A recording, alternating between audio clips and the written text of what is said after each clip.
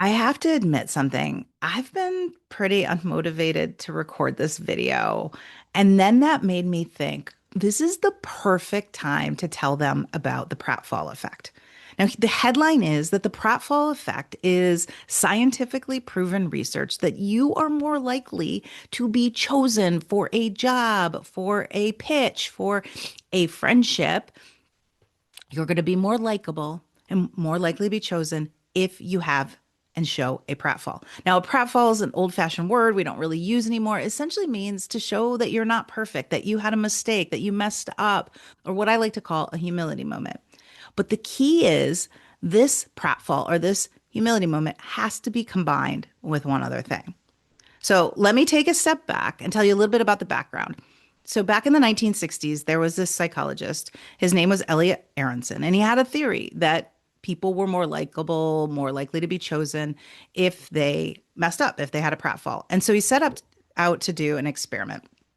And he gathered 50 college students, of course, who had no idea what they were doing. They thought they were selecting people for a contest. And then they broke up the groups into four different cohorts.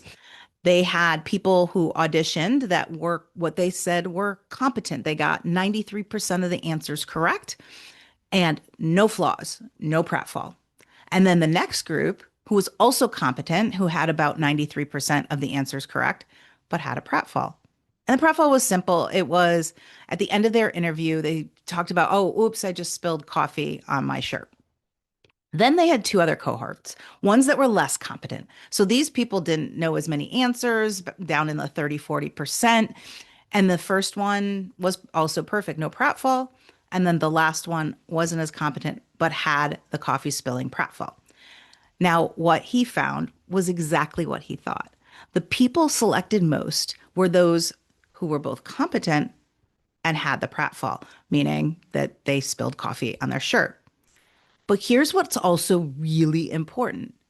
The people least selected were those that were not competent with the pratfall. So essentially, what that says is if you can not be a nincompoop, do your job well, obviously be smart and know what you're talking about, and not just be some jokester. If you combine that with admitting from time to time that you're not perfect, that maybe you weren't motivated to do a video, people are more likely to like you. However, if you don't have that competence, if you don't mix it in and you're just kind of a bumbling idiot and you also are like, oh, I'm a bumbling idiot. And let me tell you why I'm a bumbling idiot, you'll be selected less. So the next time you're going out to do an interview, you're trying to win people over in a meeting, maybe it's trying to raise funds, sell a product, or even just meet somebody new at a conference or an event. Make sure you use a pratfall. Purposely expose something of yourself that isn't perfect and can be work related or not related to work. At the end of the day, I want you to remember that your super flaws are actually your superpowers, as long as you're not a nincompoop.